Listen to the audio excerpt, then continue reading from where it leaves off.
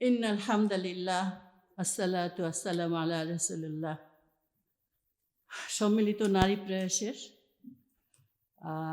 আজকের স্নেহের সভানেত্রী, উপস্থিত সম্মানিত অতিথিবৃন্দ এবং আমাদের সম্মানিত শহীদ আবরার ফাহাদের সম্মানিত আম্মা এবং উপস্থিত সুধীজন, আসসালামু আলাইকুম ওয়া রাহমাতুল্লাহি ওয়া বারাকাতুহু। আমি গতকাল একটা কোরআনের ক্লাস করছিলাম, তো কোরআনে এতবার আবরার শব্দটা এসছে, এতবার আসছে। তো আমার কোরআনের ওস্তাদ বলছিলেন, উনি স্মরণ করলেন তখন আবরারকে, যে এই যে আবরার শব্দটা, আবরারের কথা, যে আবরার যারা, তাদেরকে আল্লাহ কেমন প্রতিদান দিবেন, তাদের এই দুনিয়ায় তাদের জীবন কীরকম হবে, আখিরাতে তাদের জীবন কি হবে, আল্লাহর পক্ষ থেকে তাদের জন্য কি প্রতিদান থাকবে। এই কথা বলতে গিয়ে উনি বুয়েটের আবরারকে স্মরণ করলেন এবং বললেন, আমি আবরারকে দেখি নাই, আমি আবরারকে চিনি না, আবরারকে আমি জানি না, কিন্তু এই যে তার বাবা মা তার নামটা রেখেছিল আবরার, আর এই আবরারের কথা আমরা যত মানুষ এই দুনিয়াতে কোরআন পড়ছে এবং আগামীতেও পড়তে থাকবে, এই কোরআনে এই আবরার নামটি থাকবে। আর আমরা বাংলাদেশবাসী, শুধু বাংলাদেশবাসী নয়, বরং সারা বিশ্বের প্রতিবাদী মানুষ, সত্যান্বেষী মানুষ, যারাই মানে সত্যকে উপলব্ধি করতে পারে, তারা এই আবরারকে মনে রাখবে। আর এই জন্য আমি বলবো আবরারের মাকে, যে আল্লাহ কোরআনে যেটা বলেছেন, যে আপনার দুঃখ করো না, হতাশ হও না, তোমরাই জয়ী হবে যদি তোমরা মুমিন হও। তো আপনার ছেলে মুমিন ছিল, আমরা এটা চাই না। এই ধরনের প্রতিহিংসা, এই ধরনের নৃশংসতা, এই ধরনের মানুষের প্রতি মানুষের একটা জিঘাংসা, এটা কখনই মানুষের কাম্য নয়। কিন্তু তারপরেও আমাদের সমাজে এটা ঘটে যাচ্ছে। আর এই জন্যই আল্লাহ রাব্বুল আলামিন বলেছেন যে আল্লাহ যেমন মানুষকে সবচেয়ে উচ্চতম শিখরে উঠিয়েছেন, আবার সেই মানুষকে আবার সর্বনিম্ন স্তরে নিয়ে গিয়েছেন, অর্থাৎ মানুষ তার কাজ দিয়ে সর্বনিম্ন স্তরে নিয়ে যায়। আর আজকে আমরা এই আন্তর্জাতিক নারী দিবসে আমরা বলবো যে আমরা নারী, আমরাই বিজয়ী, আমরাই শক্তিশালী। কাজে একটা সমাজ বিনির্মাণে নারীর ভূমিকা অনস্বীকার্য। আর নারীরাই হলো মূলত সমাজের প্রেরণাদায়ী, নারীরাই হচ্ছে সমাজকে মূলত পরিচালনা শক্তি। আর এই পরিচালনা শক্তিটা তারা হয়তো সরাসরি, সবসময় সরাসরি রাখেন না, কখনো তাদের স্বামীর মাধ্যমে, কখনো তাদের বাবার মাধ্যমে, কখনো তার ছেলের মাধ্যমে, কখনো তার ভাইয়ের মাধ্যমে। আর এটা হচ্ছে, তার মানে নারীরা হচ্ছে সহযোগী শক্তি। হ্যাঁ, নারীরা কখনো কখনো আবার সহযোগী শক্তি শুধু থাকে না, বরং তারাই হয়ে যায় মূল নিয়ামক। কাজে এই দুটো শক্তি আল্লাহ রাব্বুল আলামিন দিয়েছেন।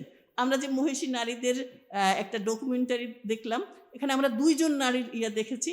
একজন যেমন রাসূলুল্লাহ সাল্লাল্লাহু আলাইহি ওয়াসাল্লামের কন্যা ফাতেমা রাদিয়াল্লাহু আনহু, তাকে আমরা কখনোই জনসম্মুখে কখনোই দেখিনি। এমনকি বলা হয় এমনভাবে যে তার মৃত্যুর পরে তাকে এমনভাবে কবর দেওয়া হয়েছে রাত্রিবেলা, যাতে মানুষ বুঝতেও না পারে যে তিনি কতখানি, তার আকৃতিটা কীরকম ছিল।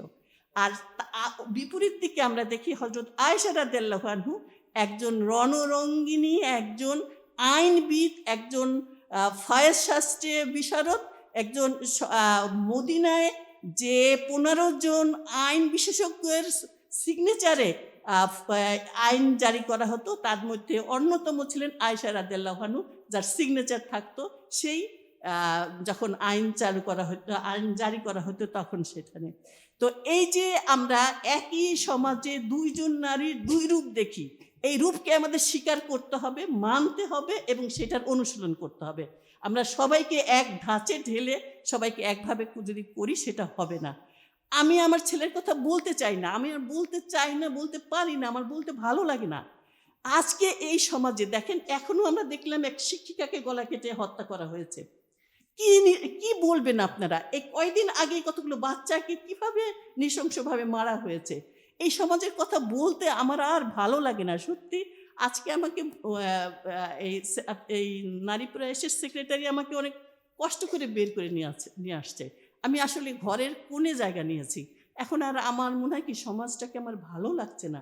আমি জানি এটা একটা পলায়নপর মনোভাব, আমি জানি এই পলায়নপর মনোভাব দিয়ে সমাজ পাল্টানো যাবে না, কিন্তু এই পলায়নপর মনোভাব আমার এমন হয়েছে যে আমার এই কারণে হয়েছে যে আমি আসলে এই সমাজের উপরে অনেক মানে অনেক অনেক বেশি আমি কি বলবো, এটাকে রাগ বলবো, দুঃখ বলবো বা হতাশ বলবো, কি শব্দটা বলবো আমি জানি না।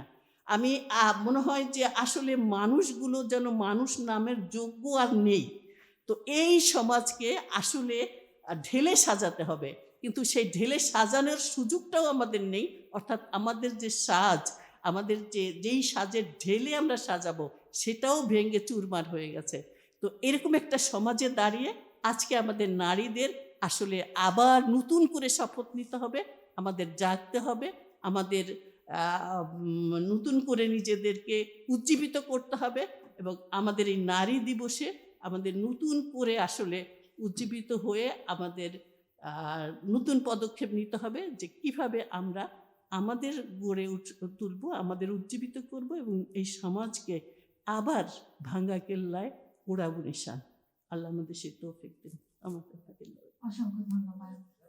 এই কঠিন বাস্তবতার মধ্যেও সাহসের সাথে কিভাবে লড়ে গিয়েছেন তাহমিনা আক্তার। আমি আপুকে বলবো একটু তার অনুভূতিগুলো আমাদের সাথে শেয়ার করার জন্য।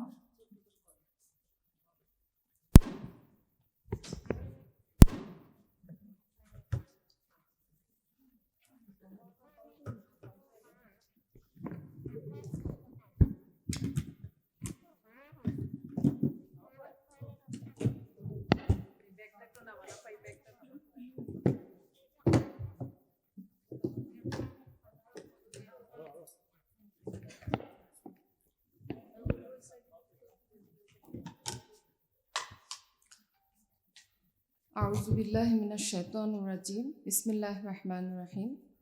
উপস্থিত আজকের সম্মানিত অতিথিবৃন্দ এবং আমাদের নারী প্রয়াসের সভানেত্রী এবং সেক্রেটারি এবং আমাদের একজন মা, সম্মানিত মা শহীদ আবরার ফাহাদের, সবাইকে আমি আন্তরিক সালাম জানাচ্ছি। আসসালামু আলাইকুম। আমি আসলে আজকে ওই গুমের কোনো কাহিনী আমার আসলে বলতে আর ইচ্ছে করছে না, যেটা আম্মুও বলে গেলেন। আমাদের চলাটা আসলে অনেক কঠিন ছিল। সবচেয়ে বেশি ভূমিকা থাকার কথা ছিল ইলেকশন কমিশনের। আমরা ওনাদের কাছ থেকে শুনতে পাই এটা একটা বিচ্ছিন্ন ঘটনা।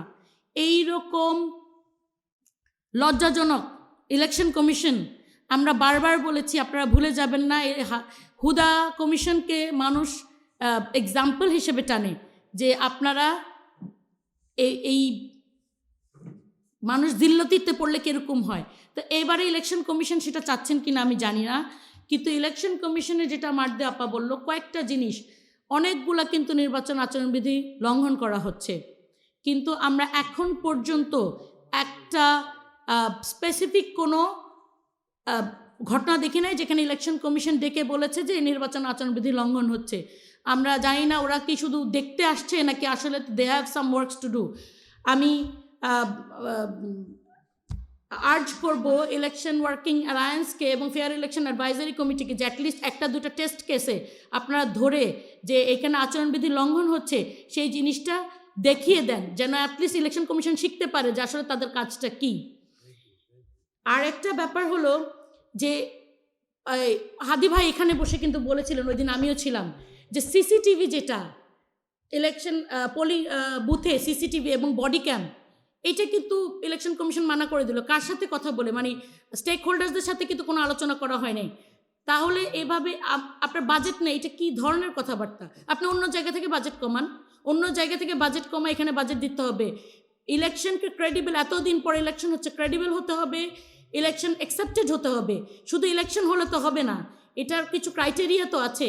তো ক্রেডিবল এবং ট্রাস্টওয়ার্দি ইলেকশন করতে হলে আপনাকে সিসিটিভি দিতে হবে, বডি ক্যাম দিতে হবে, মানুষের ট্রাস্ট অর্জন করতে হবে। আর যেটা বললাম যে ভায়োলেন্স কমানোর জন্য যে প্ল্যানিং, সেই প্ল্যানিংয়ের কোনো অংশ আমরা দেখছি না, এবং প্ল্যানিংটা যদি প্রপারলি না হয়, আমরা যেটা আশা করছি যে এবার হয়তো 50 থেকে 60% ভোটার টার্ন আউট হবে, সেটা কিন্তু তাহলে হবে না। সুতরাং ভোটার টার্ন আউট, আমার ভোটার যাকে ইচ্ছা তাকে ভোট দিয়ে আবার সেফলি বাসায় যাবে, এই গ্যারান্টি আমরা এখনো পাইনি, প্রার্থীদেরটা তো পাইনি। আপনার 20 জন লোককে গানম্যান দিয়ে এটা কখনো ম্যানেজ করা যাবে না। আপনাকে ওভারঅল আইন শৃঙ্খলা পরিস্থিতি ঠিক করতে হবে, গানম্যান কোনো সমাধান নয়। জি ধন্যবাদ।